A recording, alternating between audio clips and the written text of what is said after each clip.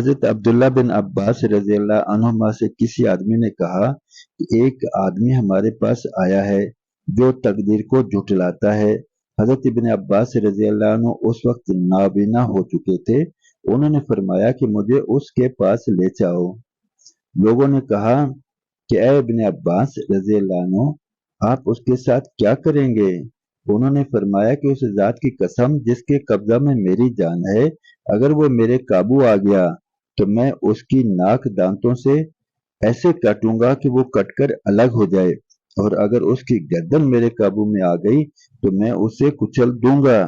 حضرت عبداللہ بن عباس رضی اللہ عنہ فرماتے ہیں، میں نے نبی مکرم صلی اللہ علیہ وسلم کو یہ فرماتے ہوئے سنا ہے، تقدیر کو جھٹلانا اس امت کا پہلا شرک ہے۔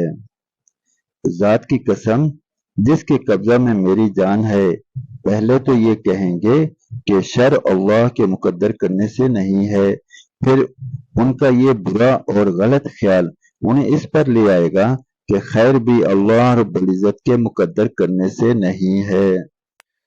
ساری قدرتوں کا مالک رب تعالی جل شانہ ہے، جس کو وہ جو چاہتا ہے عطا فرماتا ہے، جس سے چاہتا ہے چھین لیتا ہے۔ چاہے تو فتح نصیب فرمائے، چاہے شکست عطا فرمائے، چاہے تو زندگی دے، چاہے موت دے، چاہے تو امیر کر دے، چاہے امیر کو غریب کر دے۔ بادشاہ کو فقیر بنانا اس کے اختیار میں، اور فقیر کو بادشاہ بنانا بھی اسی کے اختیار میں ہے۔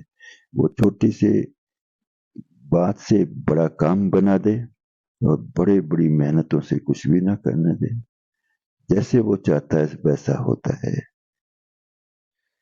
سنن ابن ماجہ حدیث نمبر 4107، حضرت ابو ہریرہ رضی اللہ عنہ سے روایت ہے کہ خاتم الانبیاء والمرسلین حضرت محمد رسول اللہ صلی اللہ علیہ وسلم نے فرمایا کہ رب تعالی جل شانہ فرماتا ہے، اے ابن آدم، تو میری عبادت کے لیے یکسو ہو جا، میں تیرا سینہ بے نیازی سے بھر دوں گا اور تیری محتاجی دور کر دوں گا۔ اگر تو نے ایسا نہ کیا تو میں تیرا دل مشغولیتوں سے بھر دوں گا اور تیری محتاجی دور نہ کروں گا۔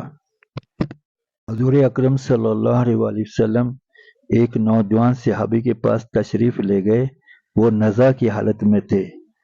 آپ صلی اللہ علیہ وسلم نے دریافت فرمایا، کس حال میں ہو؟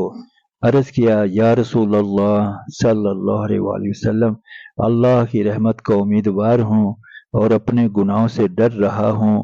حضور اکرم صلی اللہ علیہ وسلم نے ارشاد فرمایا، یہ دونوں یعنی امید اور خوف جس بندہ کے دل میں ایسی حالت میں ہوں تو حق تعالی جل شانہ جو امید ہے وہ عطا فرما دیتے ہیں، اور جس کا خوف ہے اسے امن عطا فرماتے ہیں۔ حضور